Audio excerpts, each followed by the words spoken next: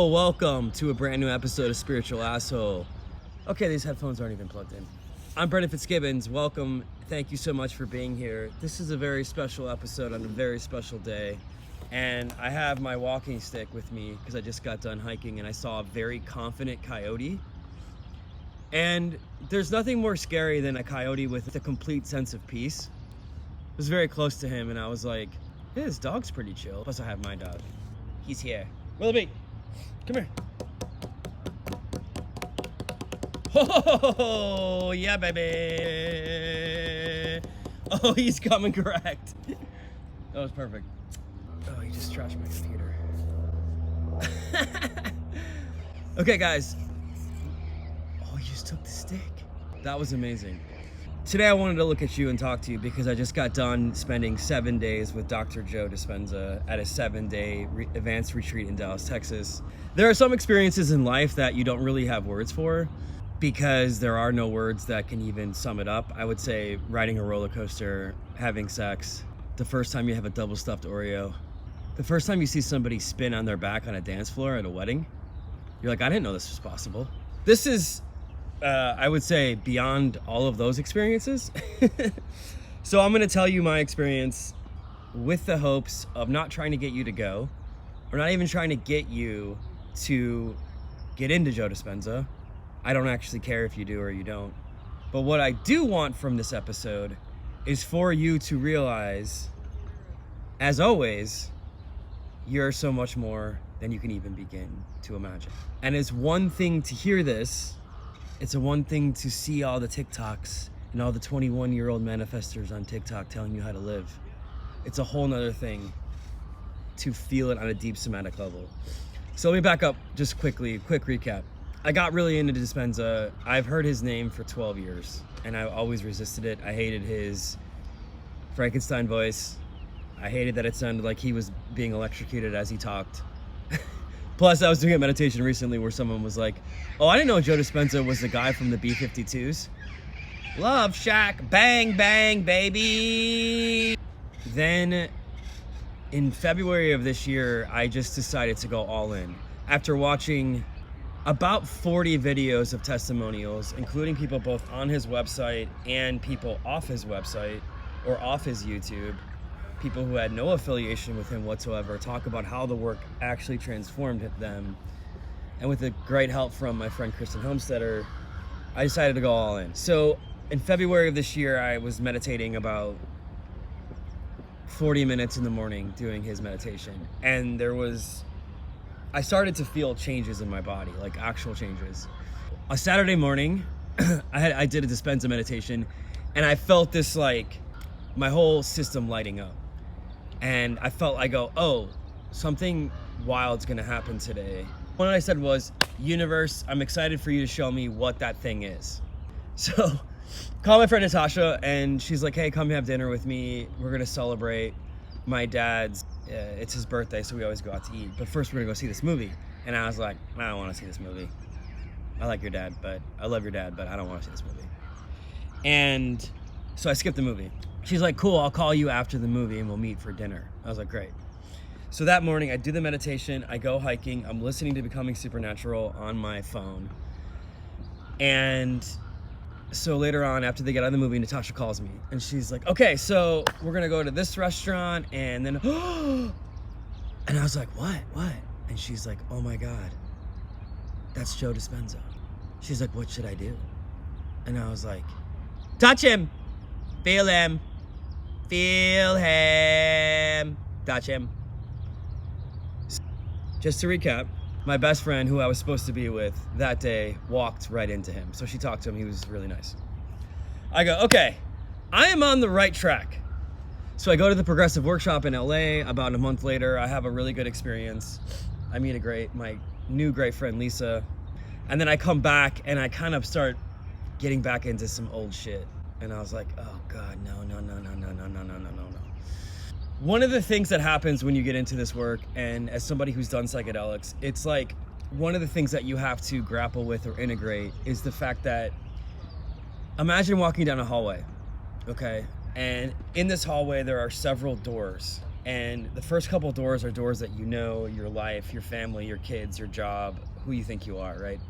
And then when you do psychedelics or you have a transcendental experience, you open a door that you never knew was there before. It's a golden door and you're like, oh my God, this is incredible. Can I just always be in this door? This is the best door ever. Why would anybody else want to go in any other doors, okay? I don't need the Olive Garden. I need this door. Then the door closes and you have to go back to the other doors and you're like, no, I like that door. That's how I felt on psychedelics when I did it, and that's really how I felt on his progressive workshop, because I was like, oh my God, this is amazing. And then I had to go back to the other doors and I was like, yo, fuck these doors. Through the magic of the universe and through the perfection of this planet, I was gifted a ticket to the Dallas Progressive Workshop by my incredible friend Kyra Casey, which back up, right around that time in early February, I was getting into him. I discovered Kyra maybe a couple weeks before that, and I knew on YouTube, it just popped up. I knew I had to talk to her, and I had her on my podcast, and we became great friends. If you can give one gift to anyone in the world, it would be a Roomba. If you can give a second gift to anyone in the world, it would be a ticket to the Joe Dispenza Progressive Workshop, or a week-long workshop. So I go, and I just got back a couple days, and I'm actually kind of sick. Apparently there's something called the Dispenza influenza. This is how I would describe it, guys.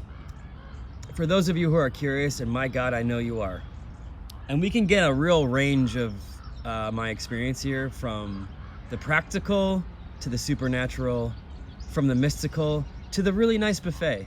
A week-long Joe Dispenza retreat is like going to an amusement park where every single day the ride is you.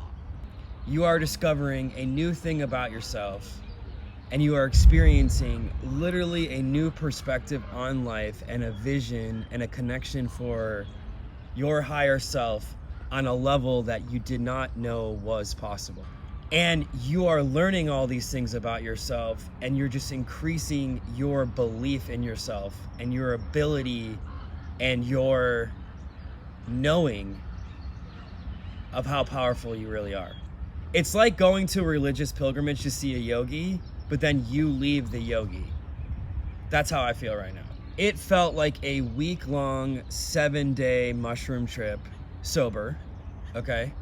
My analytical mind was basically shut off the whole time. So in this entire week, I never once got actually mad, got stressed out, got worried, got upset. If I had pockets of worrying, I knew that it was gonna be okay, because I was probably gonna be meditating for 2.5 hours in about 30 seconds. And guys, I had things to worry about. So if you're like, oh, he's in vacation mode. Of course, yeah, because you're right, everyone's favorite vacation is Dallas. Something that I think is really important for all of us to consider on this journey, and if you're here, you're curious, and you're down with this idea already, okay? Are you so special at this point in your life that you have figured out everything? If so, what's it like being Elon Musk? Dispenza kept saying, your brain filters out 99% of the information. And as a curious, skeptical mind, which I am, I have a comedic brain. When I meet someone, or someone speaks to me from an authority figure, I cannot tell you how my instant gut reaction is, fuck you. Always. But here's the thing. Your soul knows the truth. And as Jerry Seinfeld said, the truth has the way of ending every conversation. So when you hear it, you just know it's true, and you don't have to defend it. So what I'm about to say to you guys, I would be very surprised if outright anybody's soul, I didn't say brain, I didn't say 99% filtered out brain who has all the answers. And I looked it up because I wanted to verify this myself, because I don't want to just take anybody's word for anything. I have researched Joe Dispenza. I have looked at the criticisms of him, and I'm happy to field all of them. Your brain gets an average of 40,000 to 50,000 bits of information per second, and it takes in 40 to 50. Just play that back in your head. So if this is true, then I have to ask you a question. Aren't you curious about the other 99% of all of life? Seems kind of like a big deal, like something that maybe you'd want to find out. Or are you happy thinking that all of reality is the DraftKings commercial you're watching right now? Because I feel like maybe not. Okay, so he showed us some science and he said literally, yes, it's like your brain is on a 7-day mushroom trip, okay? So what happened was I never got upset. Things that used to bother me and trigger me on social media, unaffected. I barely checked the news, barely checked politics. I literally can stand before you today and say that I am a different person. And one of the things that I think is really important to remember is people talk about brainwashing a lot, right? That's a way to distance themselves from growth. This is brainwashing or whatever. Never forget, ever, please, you are always being brainwashed and you've always been brainwashed. Have you guys ever been to Europe? Have you ever driven through the highways of Europe? Do you know that there are no billboards? Do you know that? Do you know what it's like to look around and just see vast peace? Not in this country. Not in this country, no. You know what we think is normal? Defense lawyers in positions like this saying, I got your fucking back, dude. Compound that over 40 years. Compound everything you've seen on TV over 50 years, 40 years, whatever it is. Compound all the messages that you've gotten, which pretty much, I'm gonna make another video about this separately. The two messages that we've pretty much gotten from our culture is number one, you are not enough. And number two, something else is, okay? So if you have those two messages played at you ad nauseum for 40 years, I would maybe venture to call that a brainwashing. And let's also not ever forget, please, that the number one brainwashing you're doing is coming from you, okay? And that is your incessant belief about who you think you are, all the limitations, beliefs, who you think, what you're capable of doing, the income that you're capable of making, the limitations of yourself, your physical health, all that stuff is all coming from you, which is an amalgamation of your programming. Get back to Dispenza. It's a 7-day experiment, and he kind of talks about this. It's like, what would happen if you nuclear bombed 2,000 people with love? And you do that through meditation, which is we meditated for about 36 hours. What it really is, and what people don't really talk about enough with Dispenza, is that it's really teaching you and to be a master of the present moment. So it's really not that different than Eckhart Tolle or Michael Singer. What's really cool though, that's also not talked about. So I'm gonna try and say some things that people have not really talked about Dispenza retreats. What I think is really cool though, is it's really a 7-day boot camp of you coming up against you. And seeing is, can you sit in the present moment? Can you master your mind? And can every time that your body tries to get you to leave, to be worried and upset and angry at somebody, or to go do some shit, or to like worry about your past, or start blaming someone, or be like, I have a scratch, I can't sit here anymore. Can you sit through that? There's a massive amount of discipline you learn on this week long that is so applicable to all other things in your life. Like, I did a 5-hour meditation, guys. Are you kidding me? I used to think 10 minutes was long. If a year ago someone was like, hey Brendan, do you want to do a 5-hour meditation? I'm like, cool, I'm gonna leave the country, hopefully never see you again. Every time you come up against you, and every time you come up against all the excuses why you can't meditate, and you sit yourself down and you train yourself like an animal, this is what Joe said, you show yourself that you can push past all the games you play in your mind, all the lies you tell yourself. You can push past it. Joe said, your belief in yourself has to be earned, meaning the more you do this, the more you show yourself, oh my God, I can do a lot of things, okay? The week really dives in further into his work, 100%, and I don't want to get too much into it, but basically I learned about unlocking energy centers and things in my body, which for some reason no one's ever taught us. And again, taking no substance, taking, buying nothing. For anybody who's worried that that's what this is, it's all coming from within you. This is what's fascinating, guys. 7-day experiment of nuclear bombing 2,000 people with love. What would happen, right? Look at it objectively from a scientific experiment. So let's just do a compare and contrast. What would happen if you put 2,000 people in a room, nuclear bomb them with love? Now, what would happen if you put 2,000 people in a room and showed them nothing but true crime? How do you think those people would act when they left? Okay, so if we have a general idea of what we think that answer is going to be, then maybe what we're inputting into our brains, and maybe what we're saying to ourselves, and maybe what we're connecting to actually has the single biggest impact on our reality and your perceptions and what you see and what you don't see. So this is what's fascinating. And I saw this with the progressive. At the beginning of the progressive in LA, people were squirrely. They were like, I want to eat. Let me go in. I'm LA. I can't. It's 60 degrees. I'm going to die out here. Oh my God. In Dallas, people were a little like, shit. In the first couple of days, like, no, I don't do it. I'm this, bruh. Both times, every time we meditated, you could see all of the walls dropping. By day 4 of this progressive workshop, I saw strangers holding hands. I saw people getting things for other people. I saw people helping out each other. I saw people hugging each other. I saw people putting their heads on each other's shoulders. Why is this significant? It's because all we are doing in Dispenza and all we are doing in all of this work is getting back to the place we came from.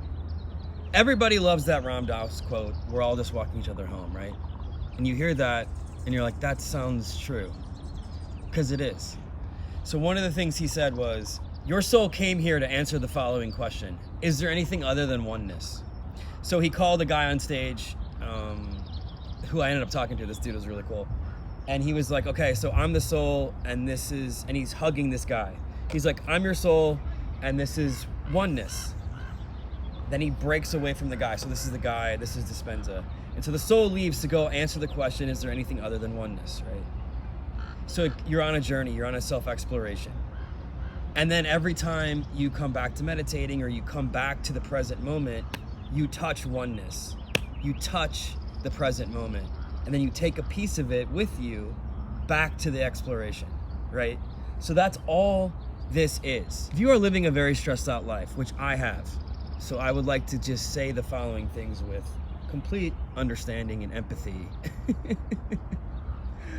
I live in New York for 12 years, for fuck's sake, okay? You guys ever been on a J train going to White Cloth? You guys ever been in Staten Island? And in that stressed out existence, I would have these very fleeting pockets of moments of insane peace. Transcendent moments. A concert, kissing a beautiful woman, not going to Sbarro. I remember I was on vacation in Costa Rica and the sun was setting and I was on this boat cruise. And I remember this insane wash, like I was just getting like whitewashed with like insane calm and peace. And I was like, oh my God, you can feel this way? What? No way. And then I'll go right back to my life. And we all go right back to our lives. So all Joe Dispenza is doing is teaching you how to get back to that oneness a little bit more all the time, to take it back with you and using your body and your autonomic nervous system to take it with you in your everyday lives and to believe in the possibility of your future. And he said, your future self is way cooler than you are. And by the end of 7 days, I was like, I want all of you to live with me. So what if you could take that oneness and that feeling of being whole and complete a little bit more into your lives all the time? What would happen? Do you know what would happen? You would be really happy. You don't need to live in a constant state of stress, in a constant state of anxiety. And you realize that the world is actually kind of an amazing place. So after this week, guys, I have, in the middle of this week, I have never been happier. I have never felt more like myself, and I have never felt more free. And I have a question for you. What would the value of that be for you? And then let's talk about the people that are there. So right now you might have this picture like, it's a guy with a kilt, okay? He's just carrying a lavender candle, running around, telling everyone to join his Etsy shop. And I did. That guy is there, but that's like one of the 2,000 of the guys and women and amazing humans, okay? I hung out. This is who I talked to at the Joe Dispenza event. I met an amazing actress from Mexico, and I talked to a straight up cowboy air conditioner salesman from Dallas who's like, yeah, man, I use the power of visualization to manifest my daughters back into my life. Like the last guy in the world that you would think would be into this shit, okay? I met a life coach from Savannah and a finance bro from Chicago. I met someone with prostate cancer from Venezuela. I met these great couple from Oklahoma City that you would just see out having a good drink, like having a good night out. I met 2 guys that flew there from India. One was there to heal his wife. So the other part of the Dispenza that I want to talk about is so many people are there to heal, okay? So these are people who have serious health setbacks, people who have stage 4 cancer, muscular dystrophy, prostate cancer. I ended up running into someone who I know who has stage 4. She was there. And it's crazy. I never met her in person, but we ran into each other in the lobby of the hotel. And these people are there to get healed. So you do something called a coherence healing, which was one of the most powerful experiences in my life. So over time, you get really good at meditating. And then it's really brilliant. Joe has you use your magical powers to start healing other people, right? And we heard from a guy who healed himself of Parkinson's, a woman who healed herself of horrific liver cancer. I saw these stories, guys. And that's about, again, 50 of these stories I've now heard. And for whatever reason, I kept seeing this guy who I think had muscular dystrophy. So he was walking with, he has trouble walking, so he has like these long ski poles. They're not crutches, they're like poles, okay? I kept seeing him, and I don't know why. I kept seeing him. He was probably 20 years older than me. And one of the biggest, best surprises of this trip, of the week long, is how amazing the walking meditations are. Because Joe was saying, like, I made them because I would do the morning meditations, I would go right back into my old self, which is like exactly what I was doing. So I was like, no, I want to keep this going. So I did a walking meditation. It was one of the best moments of my life, okay? So on the walking meditation, and this guy I believe was a Healy, I'm walking out to the walking meditation, and I see the guy with the poles, and then his friend is talking to him, and he's like, hey man, I got you out there. I'm with you. And I clock it, and I start doing the meditation. So I'm walking around, I'm fucking getting into it. They took a picture of me. I was like, felt so alive. I've never felt so good, okay? I circle around again, and I look over, and I see the guy walking without his poles. Just trying to walk. And then you see a husband take his wife out of a wheelchair so she can walk. And when you see these things, guys, you don't come back from that. You are not the same person. You start to realize what's really important, and you start to realize what really matters. And so I see that guy walking without the poles, and I clock him, and I'm like, okay. And then we come back in and we watch, like, we see the clips of us doing the walking meditation. It looks fucking awesome. 2,000 people walked in. And so the 7th day happens, it's compounding, like all of a sudden the last day is here. I'm feeling so much love, and I'm like sad. I'm like, I don't want this week to end. I'm like legitimately nervous for this week to end, because I'm like, I don't want to go back to my life. Like, I'm so happy. And what's really cool is you can get really close and start dancing. So before every session, they play pump up music where people dance for like at least 20 minutes. So I'm like, I'm gonna go up the last time I'm here. I had to leave a session early to catch a flight. And I'm gonna go up. So I'm in it, and they're playing Coldplay. And I look over, I see that guy who had the poles, but then was walking during the walking meditation. I see him on the dance floor with no poles, holding up a phone. Everyone was holding up their phones for lights. And I couldn't talk for like 3 minutes. because it was so powerful. So my biggest concern was coming back. I was like, oh fuck, I can't. The golden door. But I'm happy to report that I feel so good. I feel amazing. And the tools that you get at the week long are really sustainable. And I've just been continuing my meditation. I'm actually really excited to be back in life. I think the number one thing I want you to take away is just knowing how big you are, and to look at your reality right now as a box. Are you happy with this box? If you are, that's great. If you want some things to change in this box, know that there's not one box. There's 10,000. And in every one of those boxes is a possibility for you. That version of you, whatever you want, exists out there. And the only thing is your body is going to do whatever it can to use your automatic programming to send you back to this box. Okay? But just know you're bigger than that. And know that that inside of you, you have an energy and a life force that is so big and so huge that it's unlimited. that there actually are no words. That I can cause a guy who has muscular dystrophy to dance on the dance floor. So I left Dispenza feeling kind of like a superhero, and I just want you to feel the same way. And let's go.